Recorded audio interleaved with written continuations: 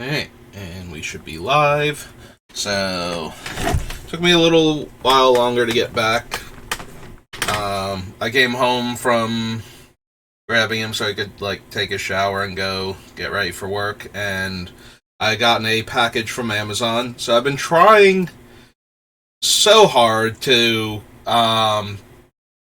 capture the, video from my tablet so that I can stream, gotcha games, mostly Dissidia, Final Fantasy, Opera Omnia, which is the one I'm actively playing, and I wanted to be able to do um, Kingdom Hearts. What's the subtitle? Missing Link. Missing Link. That was supposed to come out this year, but I have not heard any updates on specific release days or anything. So that might have gotten delayed. It was announced way back in April, I think. Whenever the Kingdom Hearts anniversary event was. They announced that they were going to have the conclusion to Dark Road as a watchable thing, which I honestly forgot they were even doing that. I thought they were going to try and repackage the game and do it a different way, but they just decided to go ahead and release all of the what would be the cutscenes, all of the cutscenes from the game. So and then they announced that they were going to be doing a new Kingdom Hearts mobile game called Missing Link. So that was supposed to come out this year, and I have not been able to find, about a month or so ago, I was looking for any information on this game, update on expected release dates, when they might start a beta for it, something. Nothing. Absolutely nothing. So I wanted to, get this all set up because I wanted to try and capture the tablet so I could play the games on it, and first I had the wrong thing to connect it with, so I had a mini HDMI when what I needed was a USB micro to HDMI converter. And so anyway, I went to Best Buy and talked to their people so I could figure out what I needed, and they didn't have it in stock, so I ordered it and it came today. So now I can hook my tablet up to the capture card and the capture card up to my laptop. And I cannot get video from the capture card. All I get are a test pattern looking display of all of the colors. Like rainbow bar across the screen. Here. I unplugged everything, so it might not even do that. Yeah, this is what it looks like. So that's all I get when I, and this is the same, I'm getting that now while it's disconnected from everything. That's the same thing I was getting when it was connected to everything, so I don't know, I might have to just download BlueStacks. I remember BlueStacks, watching people do other games on BlueStacks, and BlueStacks just felt like it crashed an awful lot, and there were a lot of advertisements that played on it when you would try and start things, and I was trying desperately to avoid that. Also, I don't want to have to keep transferring my data back and forth from Opera Omnia from my tablet to BlueStacks and back, so anyway, that's what I've been working on today. So that and then I took a bit of a break after that, just to vent a little bit and be frustrated, so that way I could come back here and have a bit more positive energy as we try and pick more cards out for Gix. Alright, so we left off on Shadowmoor. Yeah, so we're on Shadows over Innistrad now.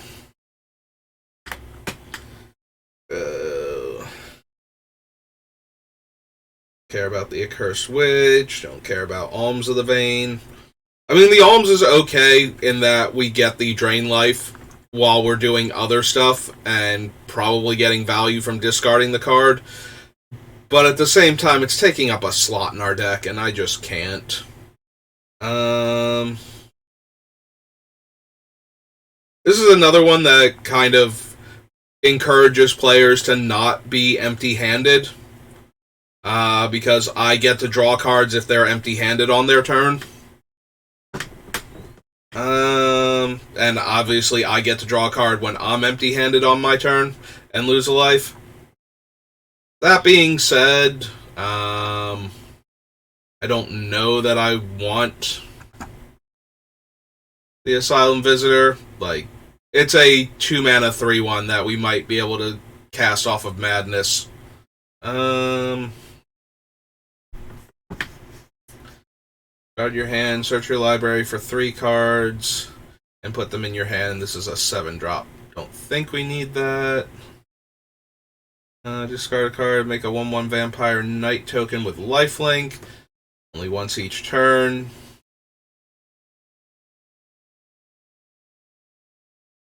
I don't want that, but I'm trying to remember if there were any other, like, things that make the 1/1 lifelink vampire in this set that I could get. At the beginning of each upkeep, each player discards a card. Beginning of my upkeep, each player discards a card.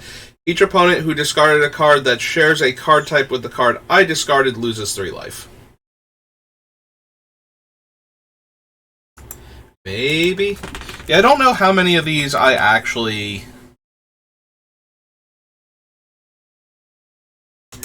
No match. Did I shadow over Innistrad? I might have done that. I think I had this problem last time too. Shadow over Innistrad. Yep, that's what happened.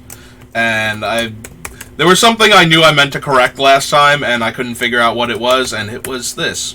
And I'm going to keep working on what we're working on rather than go back in and edit the template document that I have for building decks.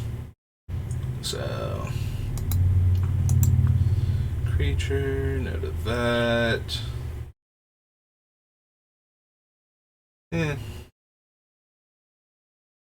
Alright, turns into a blue thing, so we couldn't run it anyway. Or after, probably not. Vulcan Lifelink, don't think so.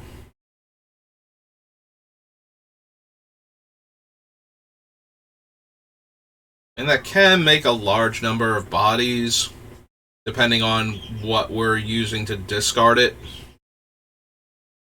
So maybe.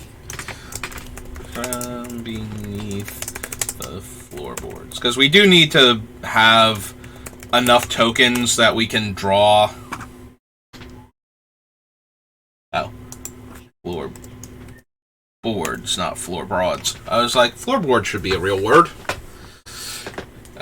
So we want ways to make large numbers of creatures so we can get in for damage around whatever the opponents are doing. 2/2. Turn equals you graveyard to the battlefield. Tap. No. They do need to be like acceptable cards, though. Like, we don't just want any random thing, but something that can 2 black and X make X 2/2 zombies at instant speed, potentially. Seems worth it.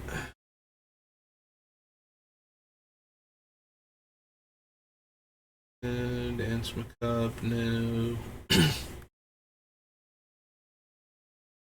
Report on land, draw 2 cards. Mindrack Demon, no.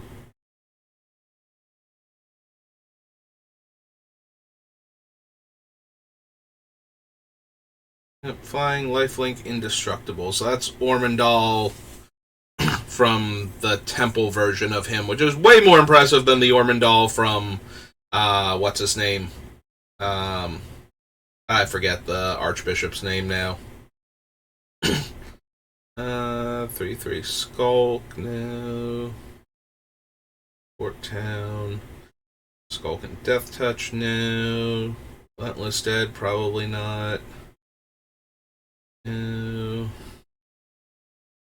Yeah, I don't really want to waste a deck slot on Sanitarium Skeleton either. Being able to pull it back to our hand as more discard fodder is fine, but taking the turn, like, because if we're spending the mana to pull that back and we're spending mana on pulling back potentially other cards to our hand, then The cards themselves have to be meaningful and impactful, otherwise they'll just be discard fodder. So I want like actual, I want actual good cards that I would run anyway, and then pull them back to discard, rather than spending 3 mana on a 1/2 to get it back. Target opponent exiles 2 cards from their hand. Nope. Yeah, we might be interested in Westvale Abbey, since it can make creatures that we can attack with. Oops. I don't think it matters. I don't think Westvale is going to... Oh, that did correct it. Neat. Westvale Abbey. Makes 1/1 tokens that we can attack with. And if we have enough tokens, or just creatures that we don't super care about at the time, we can flip into Ormondal, who is a 9-power lifelink creature. So that should keep us going for quite a while.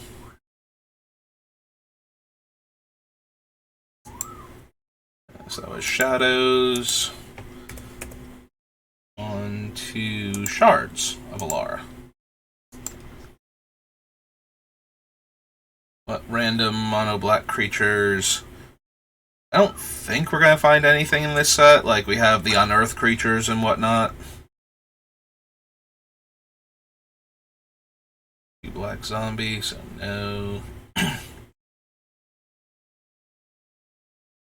Which toughness now? What is it? Like, I know what Ad Nauseam is, but do we actually? No, I don't think we want Ad Nauseam. It does too much because it's based on casting cost. Yeah, I never ran Ad Nauseam in anything. Like, there was no event where I was like, yeah, I'll build the Ad Nauseam deck, but I do vaguely remember what it does, just not enough that I would need to check it. Alright, so this is another one that makes everybody discard. It's Cunning Lethomancer, so this is Shards.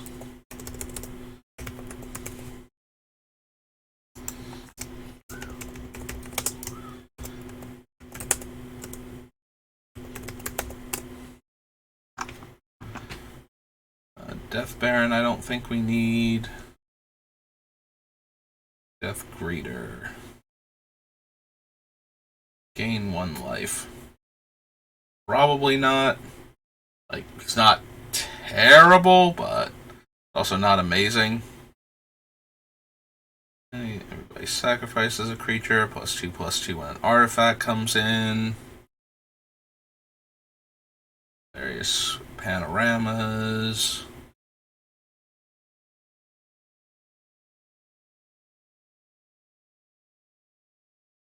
When there are no cards in your graveyard, you lose the game. Yep, nope.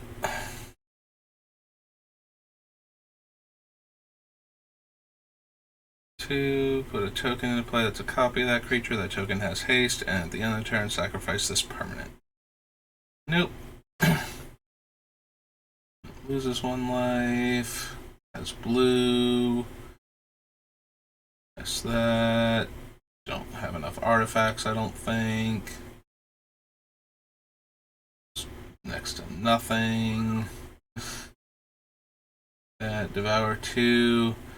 Target player discards for each creature that's devoured. Can't run that because of the red. This has cycling and unearth. Neat. Okay, that was Shards. They get the Lethomancer, so I guess that's not nothing. Get your spell books. Starter 1999.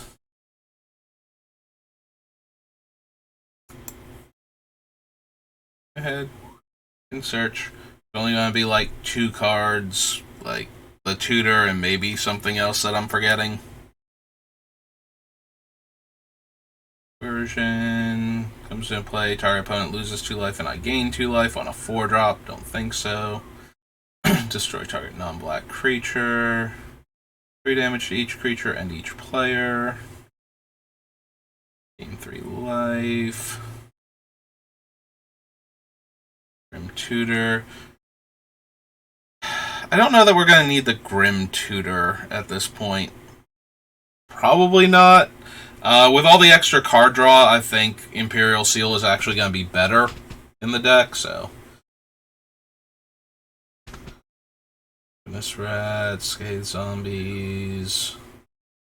Choose and discard a card from our hand, no.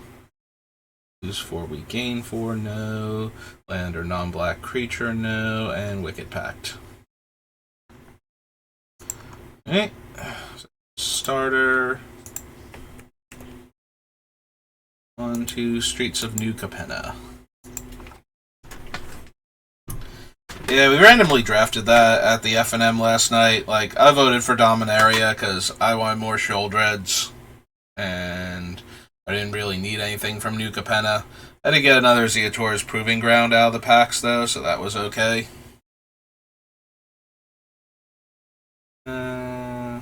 Prevent that damage and mill twice that many cards. We do have both Ulamog and Kozilek. I might be willing to just run Angel of Suffering.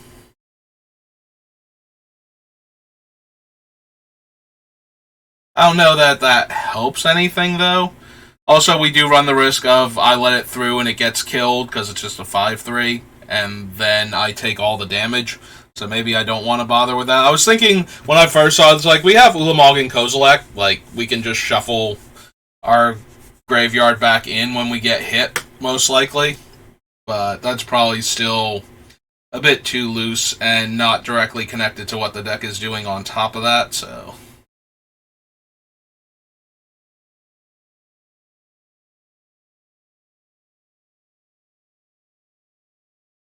We need the Body Launderer.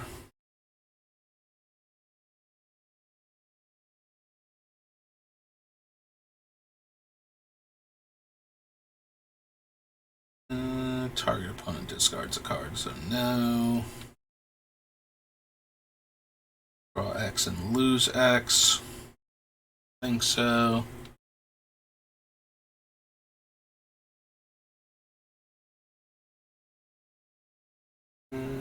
Sacrifices a creature. I don't think we need Greg Mangler either. So no. Getaway car, no. Goons, I think not. Illicit shipment, incriminate, join.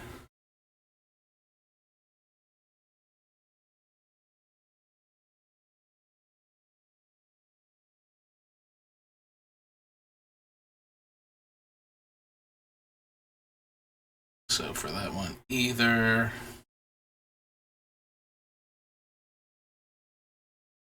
Yeah, I don't think there's any real benefit into turning our Lilianas into creatures.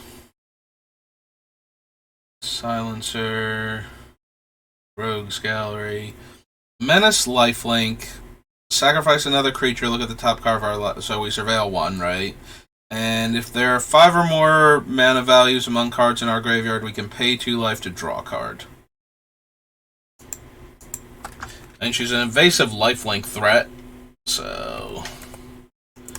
Right, it's not gonna be streets, it's just New Capenna. Yeah. Sanguine Spy. Scuttling Butler, Shadow of Mortality. I mean, it can very easily be a 2-mana 7/7, but.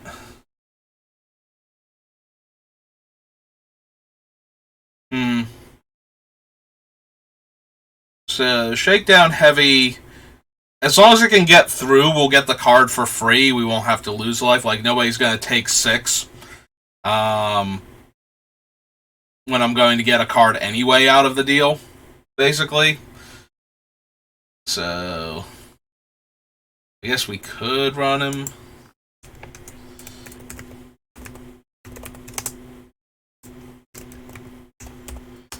Don't know if he'll make it into the final deck, but Tavern Swindler again. Tenacious Underdog. Who lets us draw cards from him dying.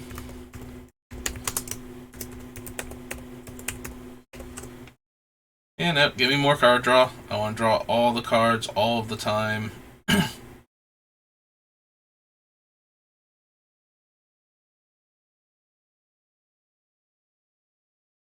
How fast can we grow this thing? These are not once per turn triggers. So, if we connect when attacking our opponent and pay the 1 life, so paying life is losing life. Paying life results in life loss. So, if we, pay 5 and draw 5, each of those is an individual trigger from Gix. So, we would lose 1 life 5 times, which would put 5 counters on this thing. So, maybe? I think we could grow this thing very quickly. Which in turn, hopefully we could give it lifelink. And then gain life also on our turn. And get some counters on it. Whack does nothing. Okay. So maybe for her. Alright, so streets. So we want the third one because there's an not arena, alchemy. I mean, it is a thing on arena, but the A word is alchemy, not arena. Yeah. Alright, let's go find beginning of your end step, or beginning of your end step. Each player loses 4 life unless they sacrifice a non-token creature. Don't think so. Draw a card for each creature that died under my control this turn. No. I mean, yes, but no. That's unnecessary with everything else that we're doing. Deathbringer, Disciple. Whenever an opponent draws their second card each turn, you may return it from your graveyard to your hand. It's very easy to get this one back with what we're doing. Opponents are going to attack each other and, draw extra cards, and we just get this guy back. Is he worth it, though? As a 2-mana 2/1, is that...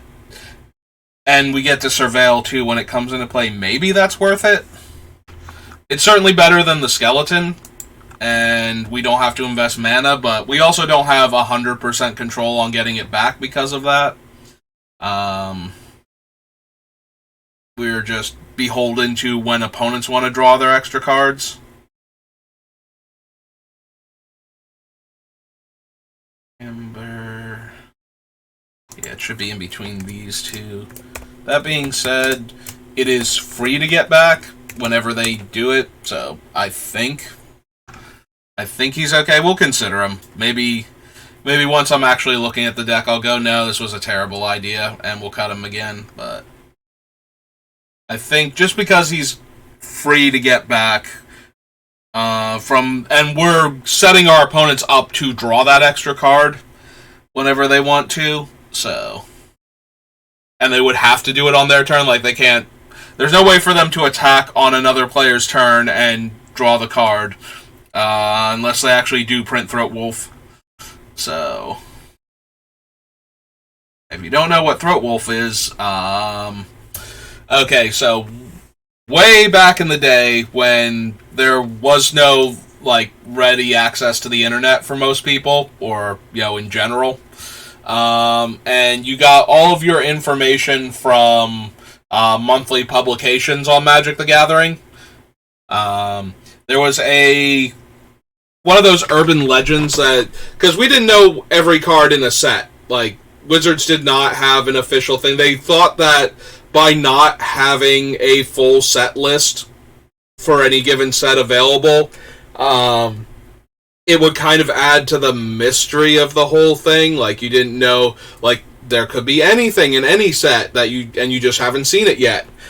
So, now granted, a lot of the magazines kept track of, all the cards and they would have them listed, but there was an urban legend that there was this bizarre creature. Its name was Throat Wolf. Don't ask me why, that's just what its name was. That supposedly could attack your opponent during their own attack step. And how this would work is that it would be declared as an attacker. Like, you would choose to declare as an attacker after they had declared attacks, but before you had to decide blockers. And so the Throat Wolf would be attacking them, and they would have to assign blockers during their own combat step, and obviously they wouldn't be able to block with their creatures that attacked. It was a really super weird concept for a card that functions in a very unsort of way. I believe there was actually a Throat Wolf on the... what were they called? The convention mystery boosters? Like the playtest cards. I believe they actually had a Throat Wolf as one of them. So you might have heard of it from there, but yeah, that is what Throat Wolf was. It was a urban legend about a creature that could supposedly attack during the opponent's combat step. It was either green or white, and I think it was green. And I want to say like 2/2 first strike or something for like 3 mana. It was a super weird concept because it attacked on the opponent's turn during their combat step, but attacked them. But back in the day, this was a thing like, maybe that is a card that exists. Maybe it came out in the most recent set because we don't necessarily have a full list yet, type of deal. And eventually Wizards realized that it was dumb to hide how many cards and what cards were in the set, and then the internet became like a major thing and everybody had access to it, more or less. And you could just look up the full sets online. But yeah, back when that was not an option, there were all kinds of rumors that used to float around, and one of them was that there was this card that could attack during your opponent's own attack step, but it could attack them that while you controlled it, type of deal. And so yeah. So that is what I was referencing, and now you know. Don't you feel better for having gained that useful information? 2 piles. I choose one of the piles. Each opponent sacrifices the creatures in their chosen pile. Think so. Creature opponent controls dies. Exile with a hit counter on assassins, mercenaries, and rogues you control have death touch. And whenever this creature deals combat damage to a player, you may remove a hit counter from a card that player owns in exile. If you do, draw a card and create 2 treasures. Assassins, mercenaries, and rogues. So the only thing I can think of off the top of my head that is a rogue are the Fairy Rogue tokens made by Bitter Blossom that I've chosen for this deck. I don't know what other rogues we have. I do like the idea of giving all of my things Death Touch, though, because then opponents are less inclined to just, there's not going to chump. I'm not chump attacking anymore for the most part. I'm attacking with actual threats that will kill their stuff if they get into combat with it. So maybe I'm interested in Marie also. We'll have to see how many actual rogues we have, and I guess assassins. I don't think we have mercenaries, except for so the Doom Necromancer, weirdly enough, is a human wizard mercenary, I believe, from Onslaught block. Enters the battlefield or deals combat damage to a player. Exile target card from a graveyard. If that was a creature card, I make a rogue. If that was a land, I make a treasure. Otherwise, I gain 3 life. Like, all 3 modes are okay, but I don't... I need my graveyard hate to be able to hit the cards while they're in the, in response to anything that might trigger for them going to the graveyard, being able to exile an Eldrazi Titan before it shuffles back in, being able to exile something in response to a reanimation spell, being able to do it when I deal combat damage with her specifically as a 4-mana 3/1 just seems underwhelming. Everything about that makes me go, that's not going to work the way I want it to most of the time. Swallow, Painful Truths, Power Conduit.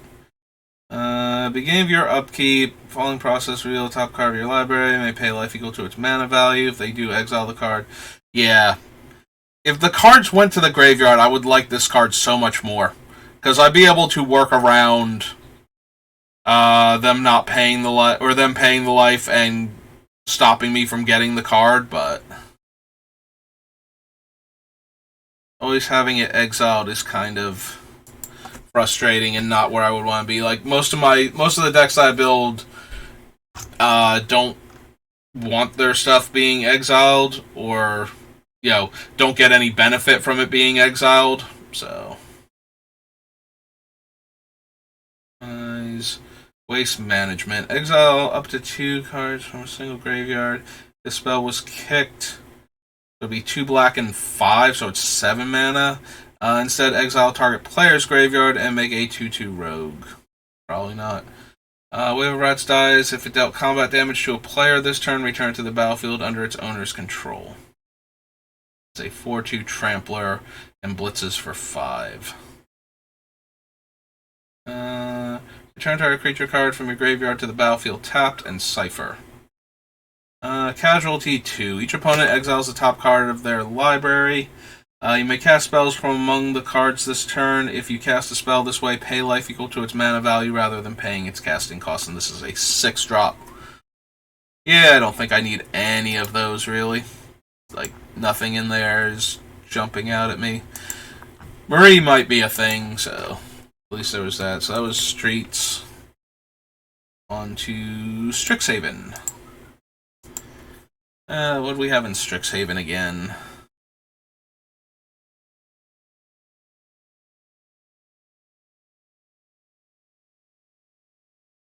Alright, there's Access Tunnel that makes little things unblockable. Gains flying. Creature Planeswalker. And if I paid black and 1, an opponent draws a card. Huh. With all the extra discard, Baleful Mastery might actually be like a 2-mana exile a creature or planeswalker in the deck. Functionally, if I keep all of the discard stuff, if I wind up getting rid of it, then Baleful Mastery loses all of its appeal, but well, that's still not, like, since we haven't gone ahead and just taken all that stuff out, might as well.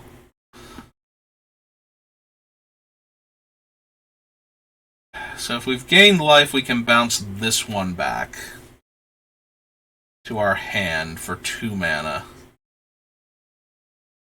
That's a little underwhelming. It's slightly better. It comes into play tapped, so we can't even cast it and give it haste. And then it's only a 4/2. Yeah, I'm talking myself out of it. We might be interested in the Blood Mage. So all 3 modes are fine. Draw a card, lose a life is basically what our deck is trying to do. Making a 1/1 that can die to give us a life, also fine. And exiling a graveyard is always a good thing to have access to. Just in case we need any more graveyard hate, if somebody's like hardcore Reanimator or recurring spells matters deck or something, just exiling their graveyard might be worth it. Player loses 2 life and I draw 2 cards. I think so. Can't run those. Ooh, excuse me. Gets a basic land from our deck and we gain 2 life. Probably not. There's a minor thing for this, just making sure we hit our land drops early and gaining life so we have more life to pay, but I can't. I can look at it and go, maybe, but no. -X. Discards 2 cards and exiles their graveyard. No.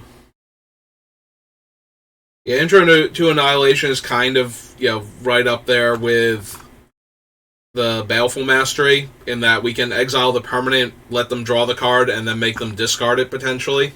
So But a bunch of our discard spells, unless we run like Cow, aren't going to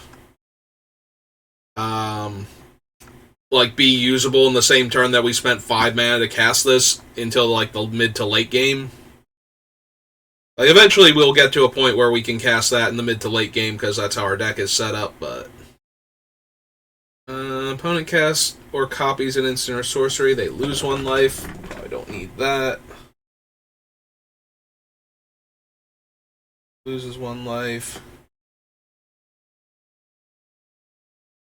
Exile my creature to exile their creature, Planeswalker.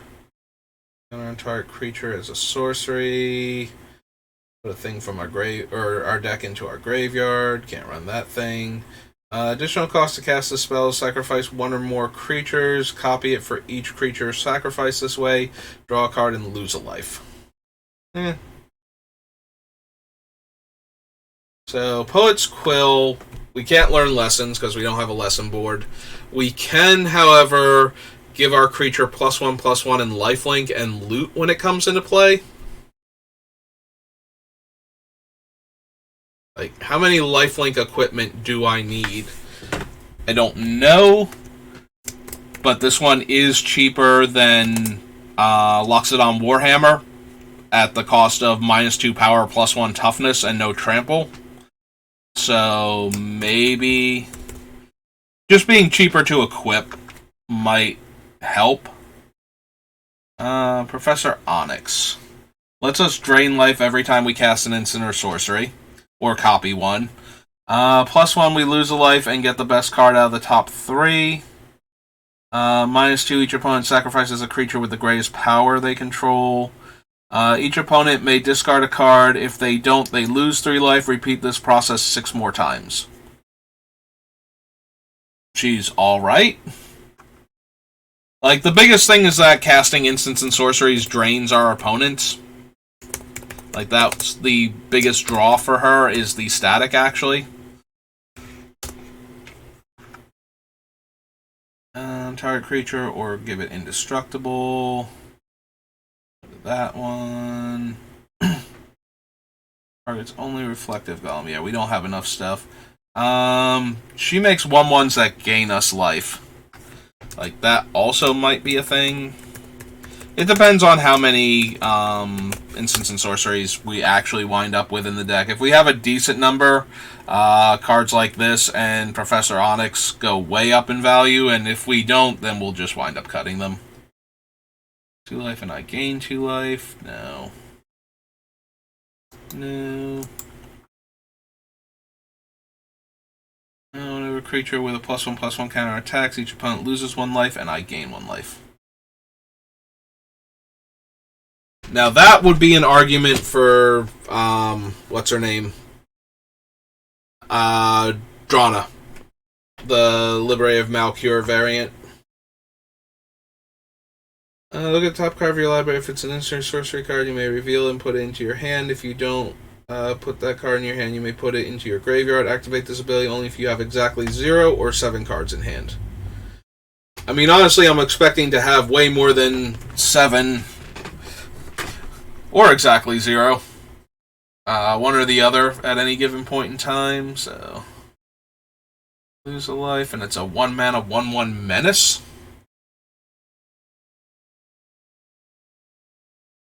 I'm very low-key tempted to do this because it's a cheap, evasive creature that when it dies, we can exile it and draw another card. I don't know that we would have room for it, is the only issue. Like, we already have so many cards. Also, I'm very tempted to just jam Wandering Archaic. Again. Braids was like the best one that we've had so far, to just, as an excuse to just slam this into the deck. Because they might actually have to cast spells. Yeah, it's true. I was thinking, like, they're going to have to cast spells if we have enough discard going on, or if we put enough cards into a player's hand, they might cast more spells that we can copy just because they want to cast a lot of spells, especially that same thing that I always go back to. If they cast a targeted removal spell, and we agree what else needs to die, there's no reason for them to not pay the 2 and get the extra removal spell out of their removal spell. Like, I am perfectly okay. And sometimes they'll just be like, well, I don't care if, as long as you don't kill my stuff, I'll let you copy it and blow up the thing that you also want to see die. That's also a reasonable, friend-making tactic at the table. So, Wandering Archaic always has those type of things going for it. I don't know if I actually want to bother with it, though.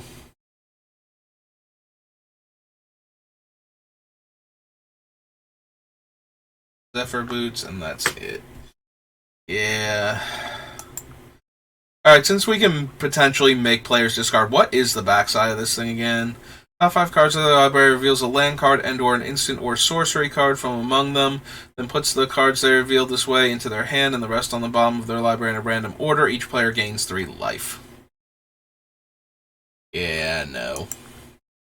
Like, the backside, I still don't want.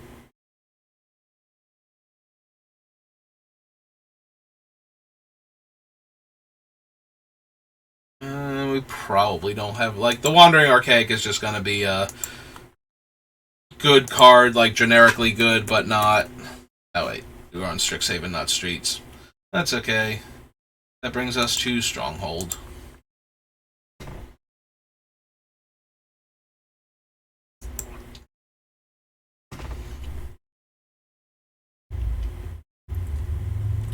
Player's turn, that player discards a card at random, so I believe that's the last one of the everybody discards a card every turn.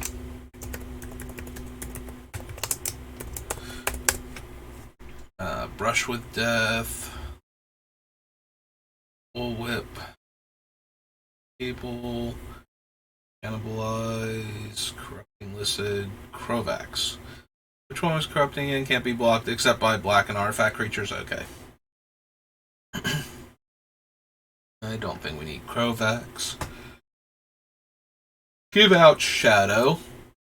Super helpful if we're trying to get our things through unblocked. Destroy tapped creature. Shade can pump itself. Each creature with power greater than the number of cards in my hand cannot attack. That one's kind of funny with Gix, as I can just discard my hand whenever I want to, as long as I can spend the 7 mana.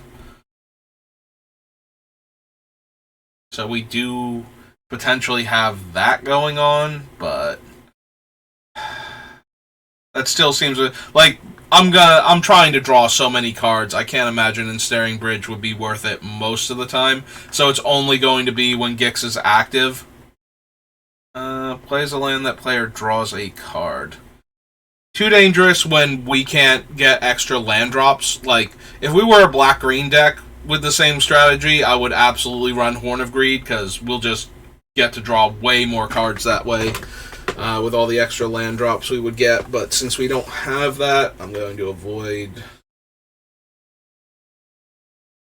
Any cards put into your graveyard from play deals 1 damage to you. Sacrifice a creature. Target opponent gains control of Jinxed Ring. Make a 1/1. There's Megrim.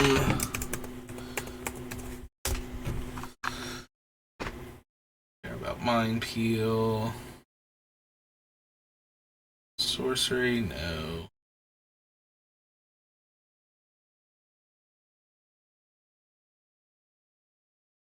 Optional. So -1. All scavengers.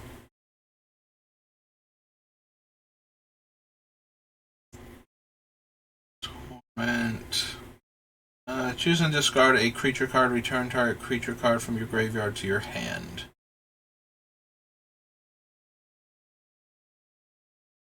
That one gets way better when we can pull back creatures, but I still don't think super need that. Do I want the Stronghold? Black 1 tap. Put target creature card from our graveyard on top of our library.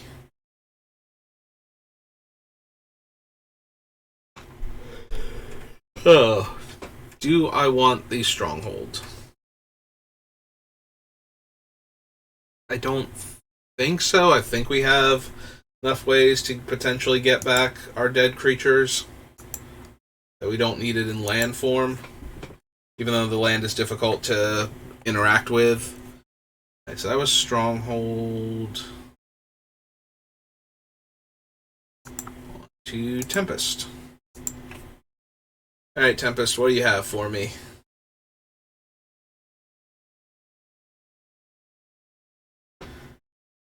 And target opponent chooses and discards X cards. Tomb, probably. Alright, I'm on Stronghold. It's like it didn't move. Why didn't it move? Oh, right, because it's literally right there. Don't I feel silly? Alright, so there's Ancient Tomb. Damages any player, deals 3 damage to that creature. Or, I'm sorry. Damages any creature, deals 3 damage to its controller, and 3 damage to me. Blood Pet sacks for a black mana, sacks to gain 3 life. Destroy any creature with a bounty counter on it. Enter the Carrionet. Creature, look at opponent's hand, no. Coffin Queen, probably not. Strike, Cold Storage, Commander Grevin, Corpse Dance. All of them, I don't think so. Generating Shade. Dauthi Embrace lets us pay 2 black mana to essentially make our creature unblockable against almost anything we could reasonably run into.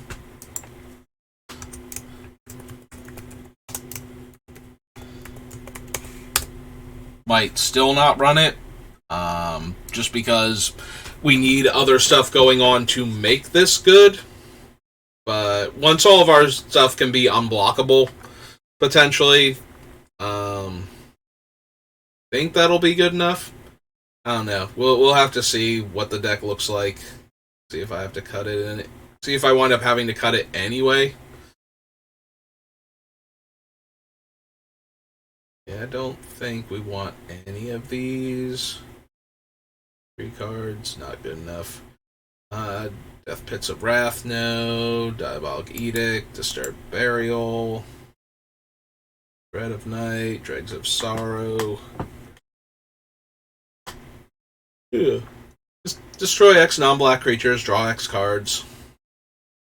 But the baseline is 5, so 6 mana, destroy a creature, draw a card, and then we get better from there. Endless Scream, no. Energizer, no. Enfeeblement, Essence Link. Counter, nope, not good enough. Back 3. Type of my choice, no. Glowstone Sculpture, Fool's Tome. Ghost Town. Grindstone. Gnome. Jet Medallion, maybe. Since we are monochromatic and have a lot of spells that we want to cast, like expensive spells, so getting a reduction of 1 per spell might allow us to double spell in turns where we can't otherwise.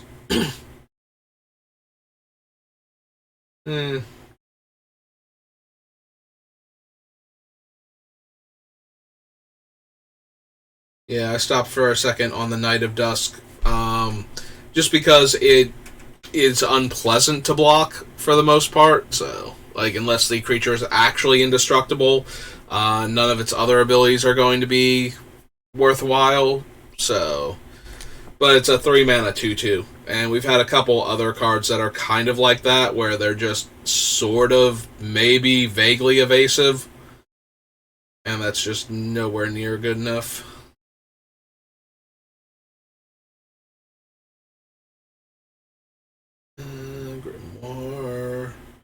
Splicer.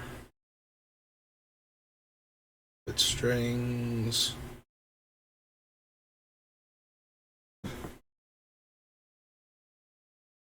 Target artifact, creature, or land I control. Yep.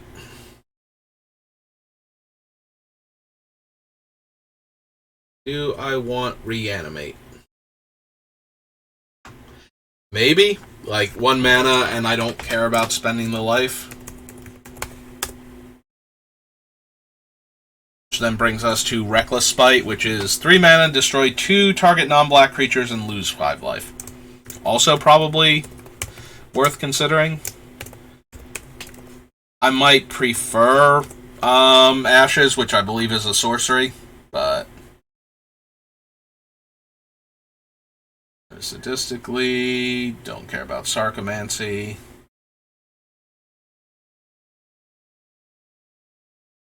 Damage to target opponent. Nope. With all the cards we can see, I might be down for a Scroll Rack.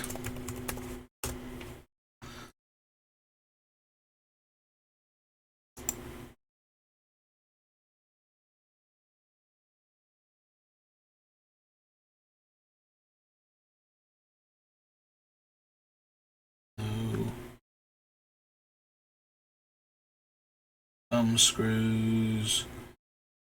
Damage for each pain counter on it to target creature. Yeah, I don't think we need that. And Wasteland.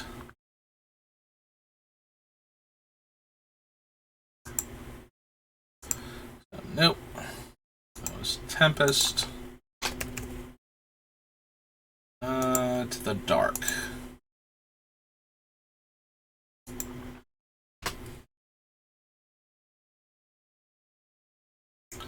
So yeah, Ashes is a sorcery. It does exile though, so.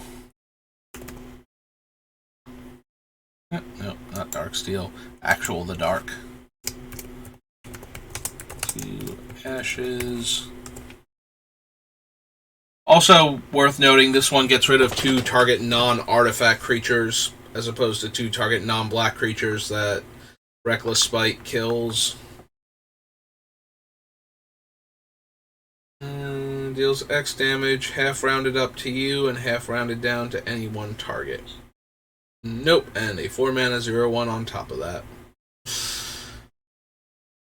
Doesn't untap. Logamp is a 2 mana 1/1 flyer. Since we could have had another 2 mana 1/1 flying lifelink already. A Book of Wrath, no. City of Shadows, no. Curse Artifact.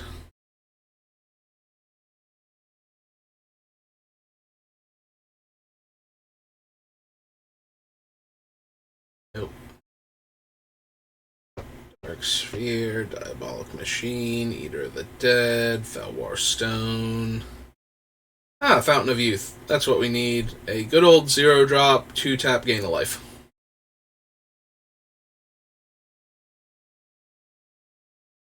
Gain 2 life. Nope, not quite. Position.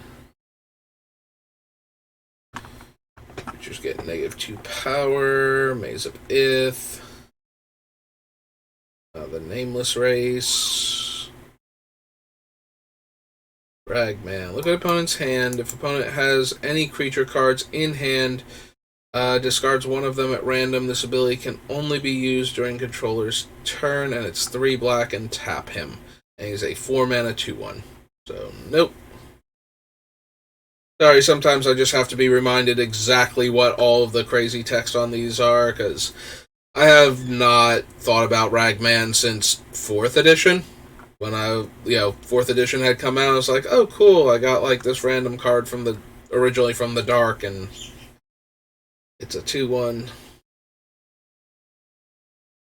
But I can make my opponent discard cards at random, and creatures used to be just genuinely more awful back then, as I keep scrolling up and down. Which one was Season of the Witch? Oh, right, everything has to attack. At the end of each player's turn, all of their untapped creatures that could have attacked and did not are destroyed. If you do not pay 2 life during your upkeep, Season of the Witch is destroyed. And yada yada. Skull of Orm. The yada yada is like damage. Like the payment of life can't be prevented or redirected, because that used to be a thing they would point out to you. No to Standing Stones, no to Stone Calendar.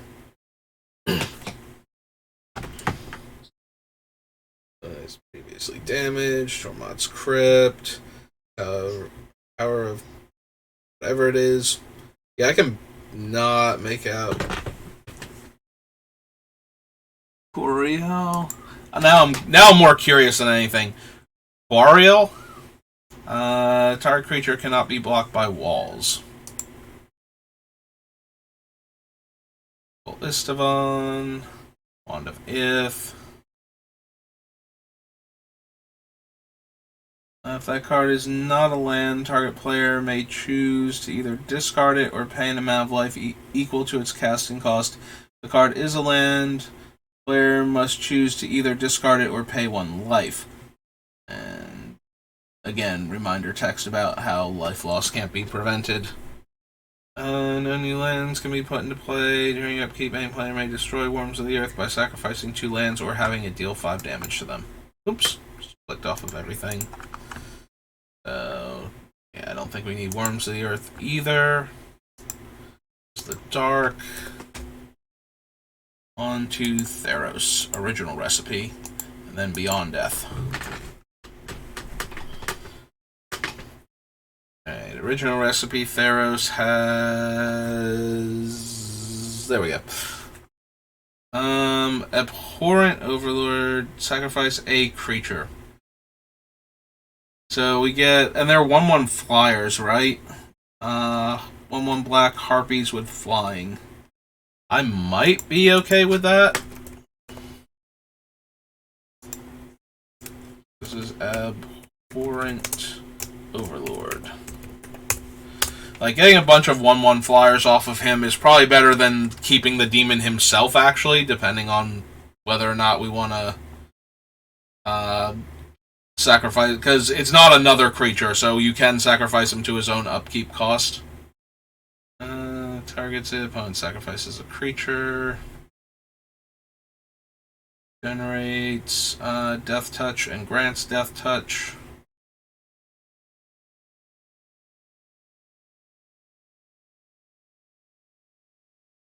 Live, Sable, Burnished Heart. Burnished Heart I might be down for. Just to ramp more. Intimidate. Dark Betrayal, no. Nope. Erebos. Opponents can't gain life. We can pay life to draw cards. Yeah, I might be down for Erebos. Maybe not. We'll have to see. God of the Dead. Definitely more so than his more recent version. Fellhide Minotaur. Flame Wheel. Sandals. Fleshmad Steed. Grey Merchant of Asphodel. Gary. Our good friend Gary. Asphodel. Guardians of Meletus. Hero's Downfall.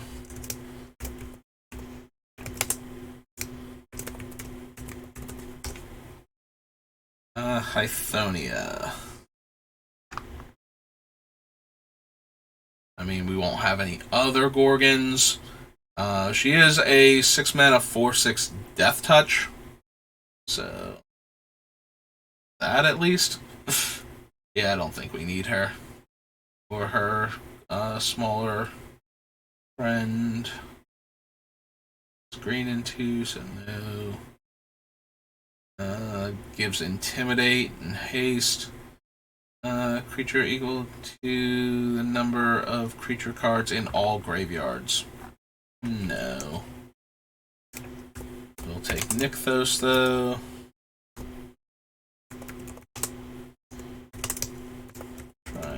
Mix.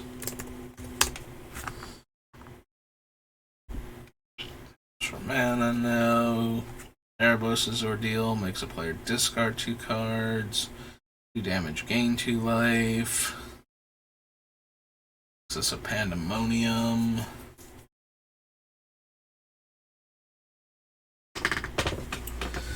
Read the Bones, Rescue from the Underworld. Centaur, Phalanx, Scourge Mark. Tip. The Temples, Thoughtseize. Enough stuff that target for that. Whip of Erebos, though. My creatures have lifelink. Yes. Erebos. Yes to that card. I would love for all my things to have lifelink, thank you. So that was Theros. Now Theros Beyond Death. And then Throne of Eldraine. Unfortunately, there would be a bunch of cards we might be interested in Throne of Eldraine if it weren't for the fact that they are hybrid. Other colors, like, I'm sure we could make room for, like, Deathless Knight and the Unstoppable Charger or whatever it is. So the green-black and green-white... green-black and white-black ones.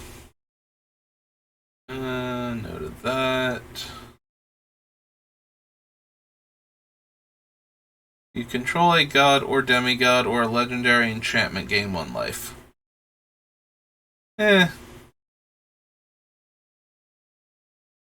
Probably not.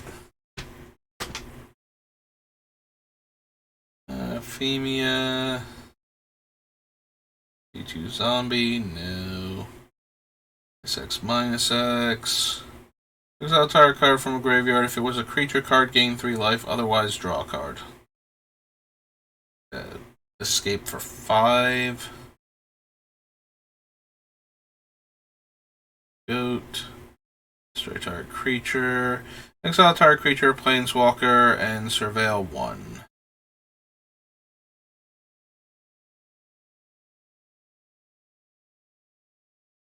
Yeah, there's the Bleak-Hearted. So, whenever another creature I control dies, I can pay 2 life to draw a card, and 2 mana sacrifice another creature to give -2/-1.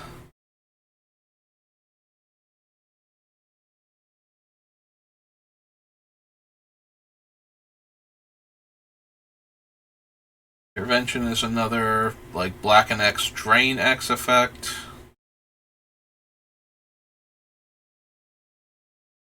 It only affects creatures because it's a -X as opposed to damage.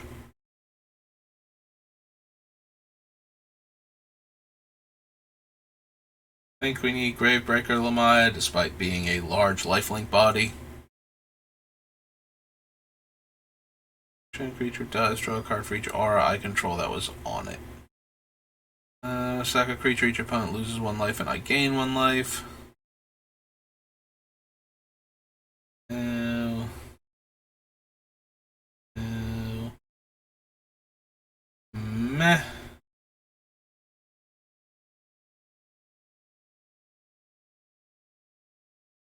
Nightmare in addition to its other types. Choose a color, add an amount of mana of that color equal to your devotion to that color. Maybe. So the next Theros set.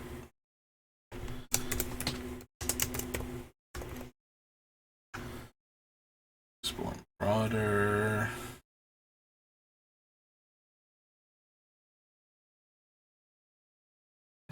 No. No. +1/+0 and indestructible. Exile a card from an opponent's graveyard. Shadow Spear gives trample and lifelink. Yeah, okay. Theros Beyond Death. So, Shadow Spear. Shadow Spear is 1 word. Alright. I'm interested in the Shadow Spear, though. Temples again. Enters the battlefield, scry 1. No. Trample, haste, and crew 1. Enters the battlefield, draw 3 cards. Cast a spell, lose a life. Yeah, I don't think so. Timoret the Murder King, but chosen from death. Exile 2 cards from graveyard. You gain 1 life for each creature exiled this way. Yeah, I think I'll stick to what I have. Exile target creature from my graveyard. Dies. Put all cards exiled with it onto the battlefield. And Woe Strider. Okay. There's Beyond Death. Next up is Throne of Eldraine. What fun cards can we get from here? I wonder.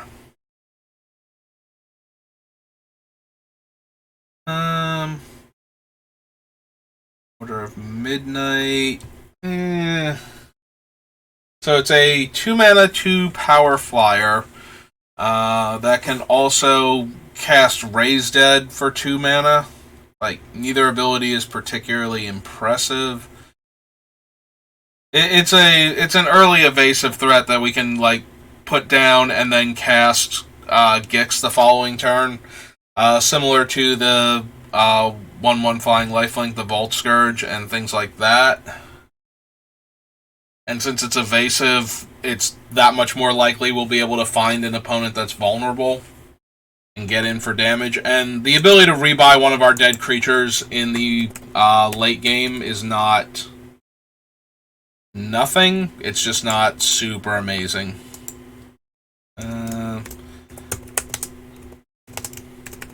We'll add it to the list, but I can see cutting it. Or another black creature enters the battlefield under my control. Each opponent loses a life and I gain a life. Sacrifice another black creature, draw a card. Maybe? Like, she's got a ton of devotion to black going on for her, and I definitely like drawing more cards. Also, she drains life for the things coming in, so... Locthwain, right? Yeah, but there's no K. Thwain. There we go. Bake into a pie. 4 mana kills a creature, and then later on we gain 3 life. Almost. Super close. Enters the battlefield. Target knight gains death touch and lifelink. Dog naughty. Listen, I'm all for drawing all of the cards, but Castle Locthwain seems super dangerous. Enters the battlefield, each opponent loses 1 and I gain 1, and sacrifice a food to bring it back. Alright, so there's the original printing of Chittering Witch.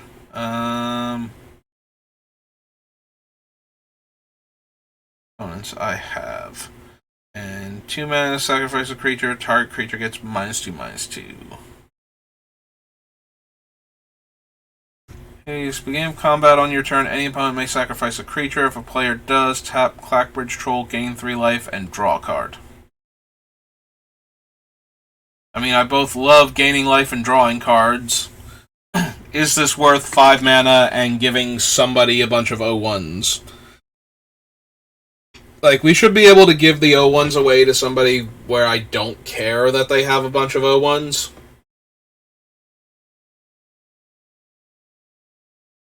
So the main draw is, like, do I actually want to run this 5 mana 8/8 haste trampler? Because it's a large enough body that it might just be able to attack and draw me a card. Like, if the person I give the goats to is like, yeah, you're not attacking me, so I don't care, I'll keep my goats, and I get to attack somebody else, then I get to gain, or not gain life, I get to draw the card most likely, because this is going to be an 8 power trampler.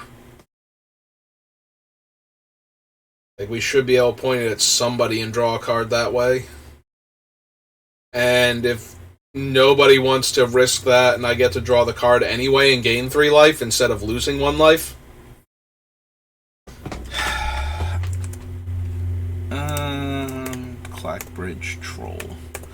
I don't know if it's going to make it, but there's a lot of stuff I don't know if it's going to make it, and it seems like it could make it, so. Clockwork Servant is 3 mana, draw a card, as long as I don't have colorless mana sources to pay for it with. 3 mana, 2/3, draw a card. If it were actually like a mono black creature, you know, if it was like if it came in as the color, if it was adamant also, so I can trigger some of the other things, or if it had the 3 black pips, so that way I could, you know, get that extra devotion in, I might run him, but I think not. Crashing Drawbridge, no. Makes 2 1/1s. Table Passage, which I might be down for.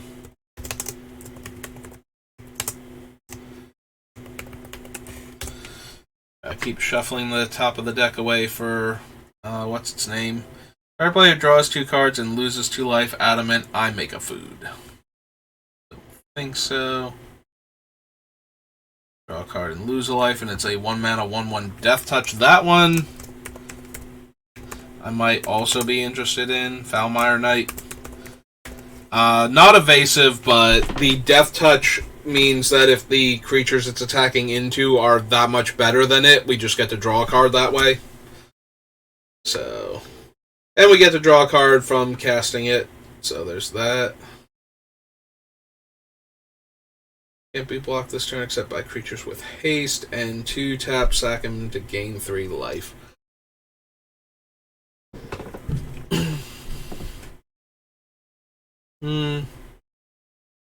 Probably not. Like, the only reason I'm considering him is because we can gain life with him later in the game to keep fueling the other stuff that we're doing. Baltic Banner. +1 power and taps to have 1 mana. This one gains Death Touch. Adamant gets a counter, and that would make it a 4/3 Menace. Clover. This one counter. Memory Theft. Blah. Murderous Rider. Always worth considering.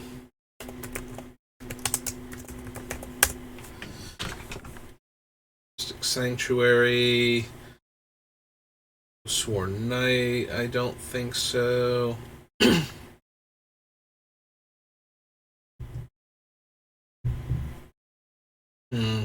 Makes 1/1 menace creatures, like, if nothing else, makes 1/1 menace creatures. You know, assuming he doesn't explode mid-combat and all of my rats lose menace.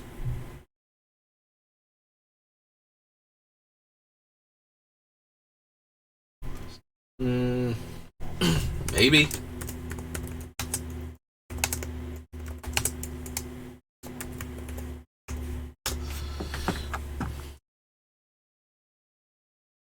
Prophet, Rankle. Each player discards a card, each player loses a life and draws a card, each player sacrifices a creature. I mean, it's kind of hard to say no to Rankle with what else I'm doing. Prank Master. Oh, Master of Pranks. Sorry.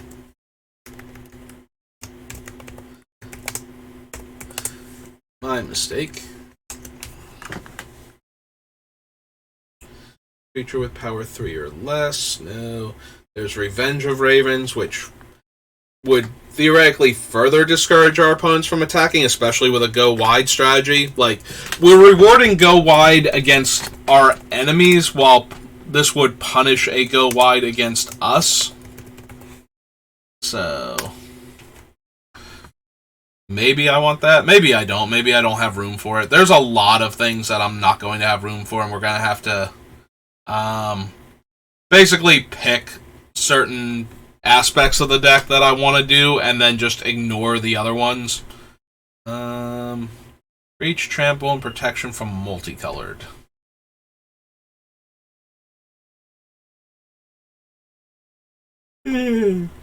Probably not. Sir Conrad. Another creature dies. Creature is put into a graveyard from anywhere other than the battlefield, or a creature card leaves the graveyard. Deal 1 damage to each opponent.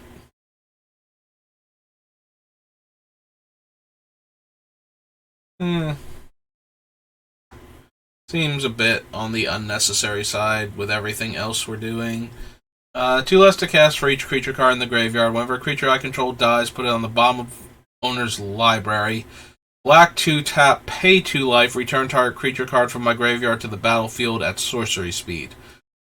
So, if we can't get rid of it ourselves, once we cast this thing, it gets locked into what it can bring back. And yeah, I don't know that we actually would want that anyway. With a page counter on it. Commander enters the battlefield or attacks, put a page counter on it, and 1 tap, remove a page counter, draw a card. 2 damage to another creature, and I draw a card. Claw Talisman. Creature card from your graveyard on top of your library. Sacrifice a creature, make a food. If it was it toughness 4 greater, make 2 foods instead. Creatures of the creature type of my choice get -3/-3. I think so. Alright, so that was Throne.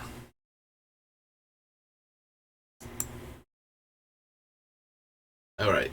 Up here. I was like, wait, what did we... Like, I'm looking at Theros and not realizing that Throne was above it for a minute there. And that all the other stuff was above it too. And I was like, wait, did we not actually add any of those things after all that? Time Spiral. Hey. What is the most complex set? Or, yeah. Definitely the most complex block. One of the most complex sets ever printed. Having it for our deck.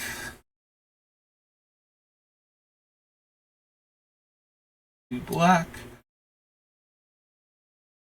Brass net, no. Return target black creature card from your graveyard to your hand, and this has Madness 0.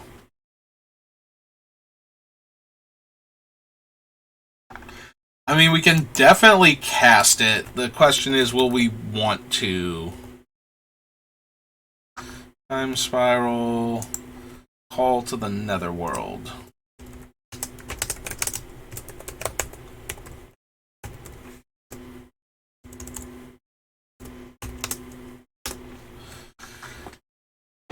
Because we will definitely be able to bring back one of the creatures that we discarded or that was already in our graveyard when activating Gix. The question is this worth a card slot in our deck to do that? Which it very possibly could not even be kind of close to be worthing it. Kind of close to be worth it? Worthing it? I don't... What? Huh?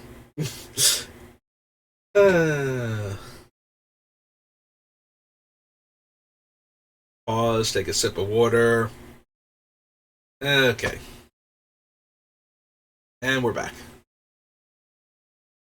Yeah, like, I don't know if it's worth the card, is the thing. Like, the deck slot. Because we can definitely get a creature back, like any of our dead black creatures at that point. But I don't know that we can, spare the room in our deck. Destroy target non-black creature and has Madness for 1 black. Again, I don't think we have enough discard outlets to merit running a 6-drop.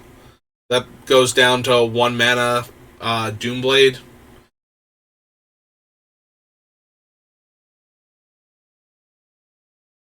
Yeah, if it were like 3 mana to kill a creature and its Madness cost was like 0 or 1 black, and then we had to have like something else going on in order for it to be 0. Like Madness, pay 2 life or something. Like, I would probably be down for that. Spore counters, make a Saproling, sacrifice a Saproling, target creature gets -1/-1. Nope. Dread return. Got a Drudge Reavers. Don't think we need SAR.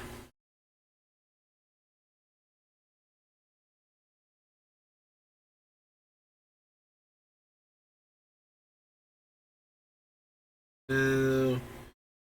Shadow comes into play. Remove another target creature with Shadow from the game.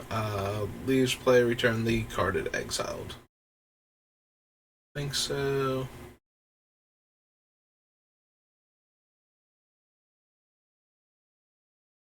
Comes into play. Choose a color. Creatures of the chosen color get +1/+1, and whenever a basic land is tapped, yeah, so it affects all players.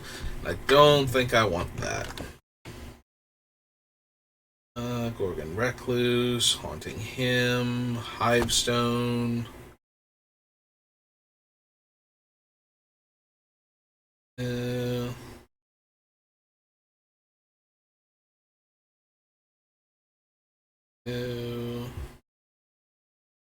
Opponent controls is put into a graveyard from play. You may pay black and 1. If you do, return that card to play under your control. It's a zombie in addition to its other types. He's a 7-drop. 4/4. I think so.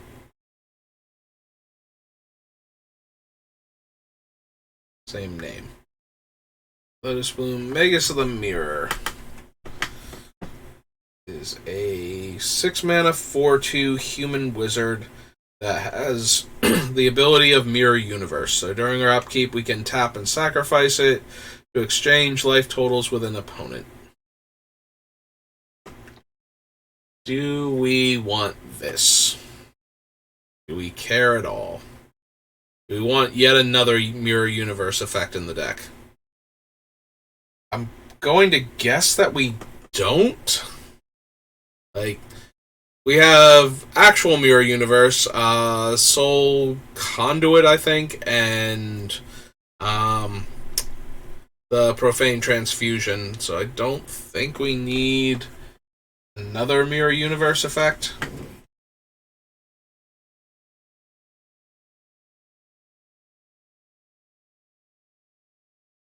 Instead, target player discards 3 cards and suspend. Nether Trader is a 2-mana 1/1 Haste Shadow, so he's very difficult to block. Another creature is put into our graveyard from play. I can pay a black to return it from the graveyard to play. Yeah, I think I'm down for Nether Trader in this deck. That seems...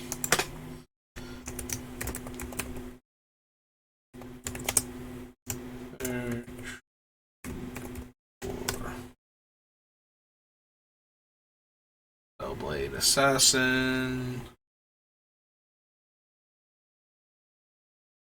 I'm sorry, Nightshade. Where did I get Spellblade from? Yeah, my eyes are starting to get strained from staring at the screen. I think this might be the last one I bother doing. Destroy target creature's controller loses life equal to plus its toughness. She was -X/-X, and you can reveal, but the other thing is that she has Madness for 2 mana. The problem is that if we're casting her for her Madness cost, we might not have any other cards in our hand to reveal with her ability. So, or we might have to hold back cards and lose precious spells off the top of players' decks.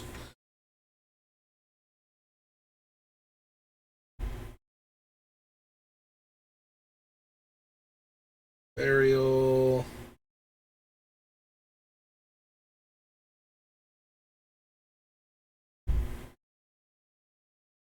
And Psychotic Episode.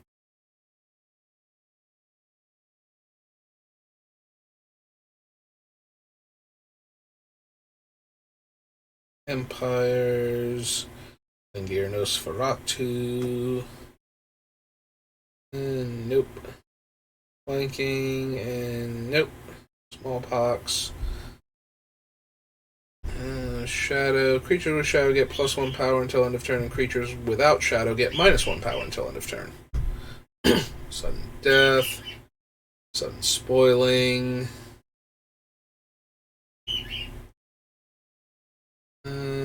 Insect, Rat, Spider, Squirrel. Nope. Tendrils, though. Tendrils deals X damage to target creature, and I gain X life, where X is the number of swamps I control. I might be down for Tendrils in this deck. Like this Tendrils. The typically better Tendrils is probably not runnable in our deck because we have too many high mana cost things. We won't be able to cast multiple spells in a turn, but... Black and gain Shadow until end of turn and flashback for 2. Shadow, no. Discards a card and drains everybody for 2, and I gain all of that life. Maybe? Maybe Urborg? Siphon Mage? Siphon Mage. Maybe. I could see not, just because it has to live and it's 3 mana to activate every turn, but...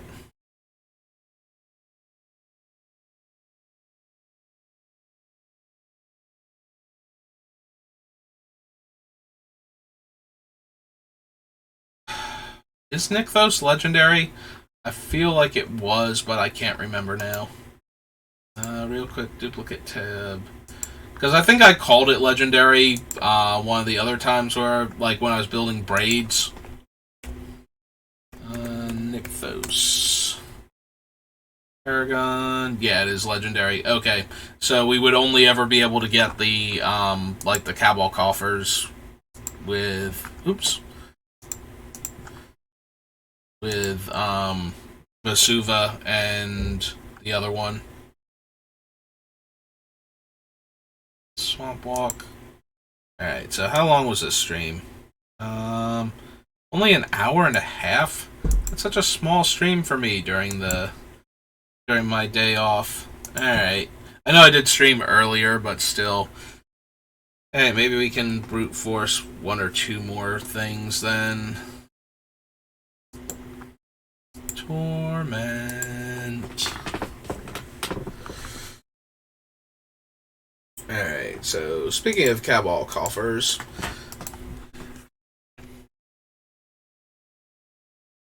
Torment of Hellfire? No. No, just the set. Cabal coffers. Ritual is not helping enough. The main reason to run Dark Ritual is to get turn 1 Gix out. So, getting him out getting him out turn 2 instead of turn 1, or instead of turn 3, like, not as appealing to spend a card on that. Remove a card in the graveyard from the game. If it does, it deals no combat damage. Yeah. Nightmares, pay 3 life, creature card from a graveyard into play under my control. When he leaves, remove all nightmares from the game.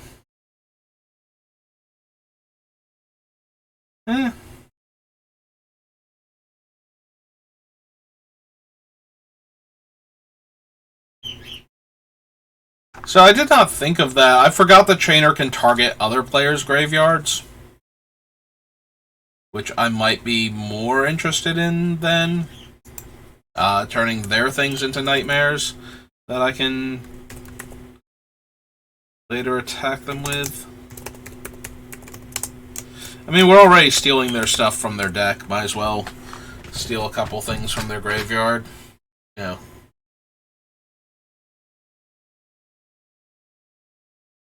The creature gains haste, removed from the game at end of turn. Faceless Butcher. Flying. Non-black creatures get -2/-2. Old Hypnox.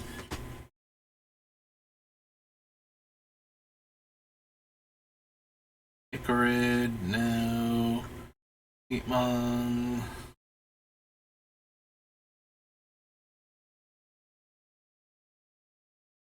There are no creatures in play. Sacrifice Last Laugh. Discards cards equal number of swamps I control. Discard a card to exile a card in the graveyard. Might be interested in Mutilate if I need another, like cheaper Wrath. And Tuku Shade, Organ Grinder, Exotic Haze. No, no, no. Dreams. X damage to each creature and each player.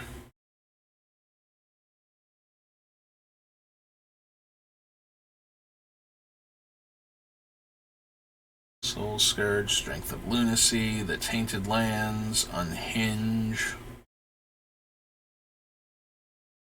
-5. Tap an untapped zombie I control. Target land becomes a swamp. Tap an untapped zombie. Target creature gains Swamp Walk. I think so. Oops. Alright, so that was Torment. Torment to Infinity. So we do have to go to Infinity.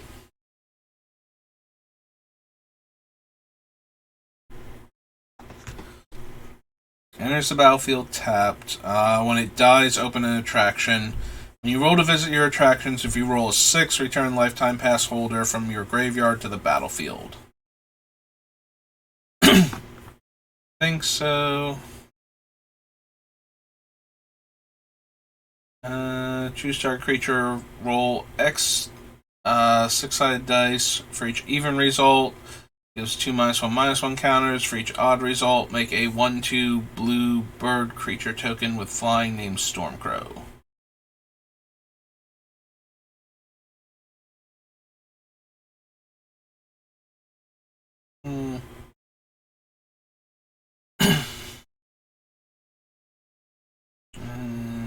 Nope.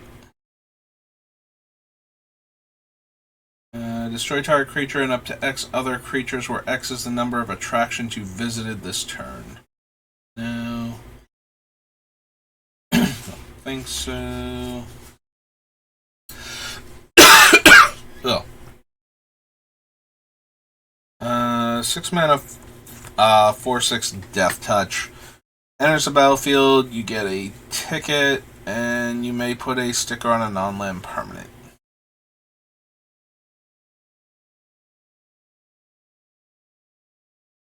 Can gain Menace, Flying, Vigilance, Indestructible, and Lifelink, and when you roll doubles, it gains Double Strike.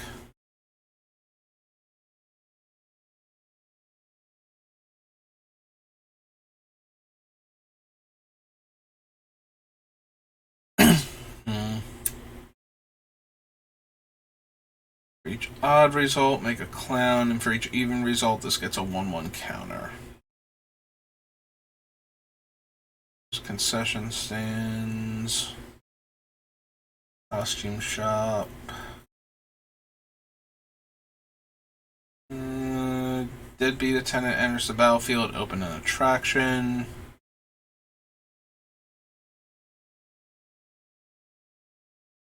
Discourtesy Disc enters the battlefield, open an attraction, beginning of your end step. If you control 3 or more attractions, you draw a card and lose a life.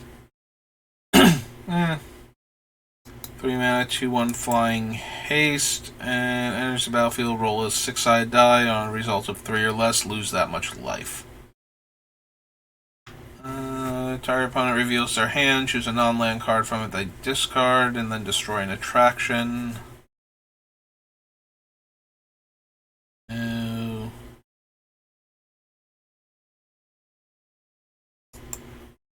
Alright, what is the... Oh, Foam Weapons Kiosk, but it's backwards for some reason. And that wouldn't even be the back of it, if that's what it was. Seems silly. Also, there's only one of them when there should be, like, 3, I think. Yeah, we just saw, Fortune Tellers and a bunch of those things. Hall of Mirrors, Hallowed Fountain, Haunted House, Information Booth.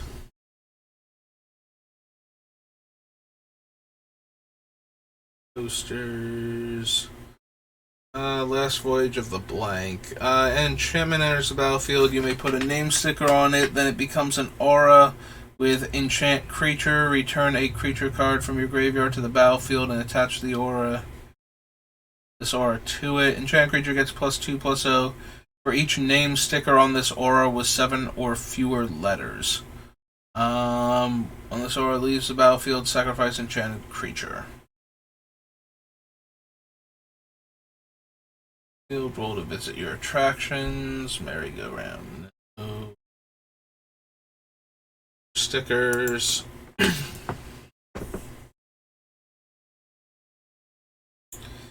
Night Shift of the Living Dead. After you roll a die, you may pay 1 life. If you do, increase or decrease the result by 1. Do this only once each turn. Whenever you roll a 6, create a 2/2 zombie employee token. Acorn card. Here. Quick Fixer deals combat damage to a player. Open an attraction. Roller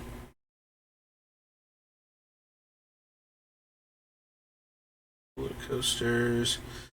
Destroy target creature. If that creature dies this way, its controller creates 2 tokens that are copies of that creature, except their base power is half the creature's power and base toughness is half the creature's toughness. Round up each time.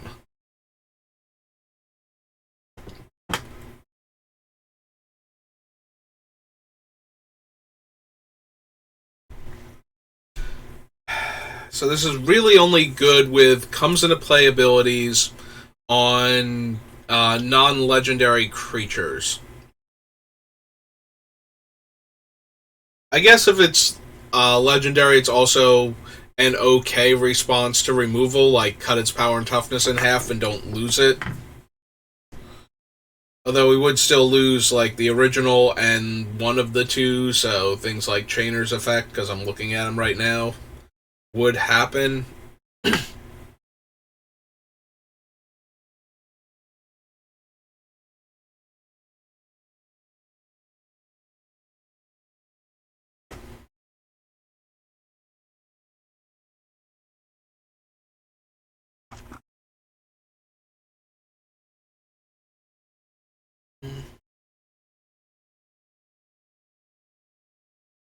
Think so. Six-sided dies, okay, but not amazing. And sometimes it's not even okay, so.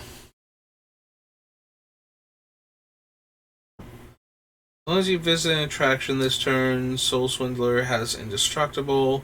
Enters the battlefield, open an attraction. It's a 5-mana, 5/3.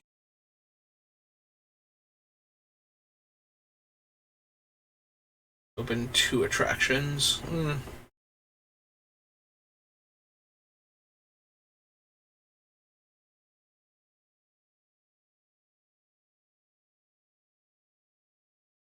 +0 until end of turn, where X is the result.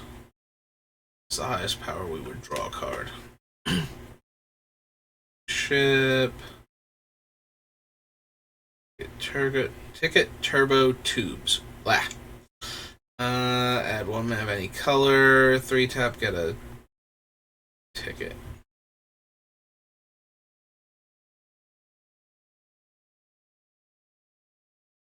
Automaton.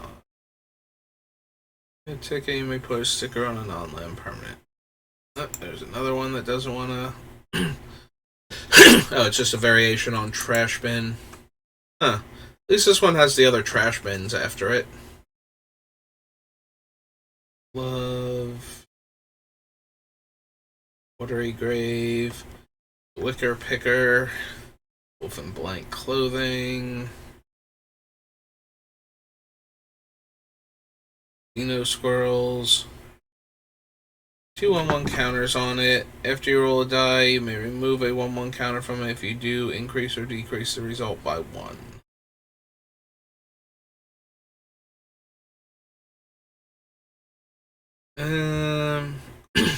Yeah, I don't think I want any of the attractions and none of the other cards really super appeal to me. So the question becomes, do I want to add Saw in half? I don't think I do. It depends on how many non-legendary creatures that I can cut in half. I would want to have.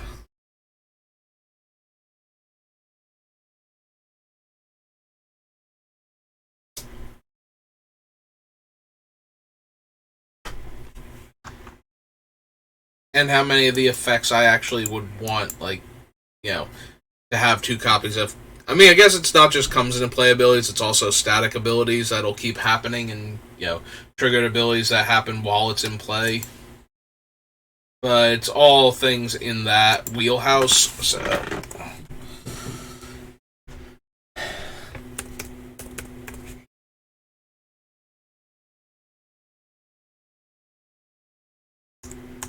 Is Unfinity not on the list?